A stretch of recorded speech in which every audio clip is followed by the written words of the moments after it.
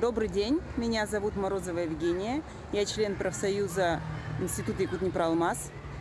Я участвую в веломарафоне, посвященном Дню алмазодобытчика. Присоединяйтесь все, участвуйте. Это первая точка. Утрубки мир. Велосипедистам предстоит сделать селфи на нескольких точках, расположенных у достопримечательностей городов.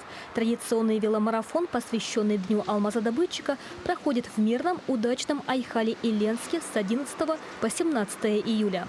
Участвовать в веломарафоне могут члены профсоюза «Профалмаз». Нужно зарегистрироваться в мобильном приложении профсоюза, проехать выбранный маршрут и сделать селфи с велосипедом и баннером. Организаторы конкурса ждут снимки в WhatsApp или Telegram, номер на экране. Или же по электронной почте profalmaz@alrosa.ru. Снимок нужно сопроводить комментарием с информацией о том, к какому профсоюзному комитету вы относитесь, а также поставить хэштег «Профалмаз на великах». Участники веломарафона, прошедшие полный маршрут по списку, получат призы.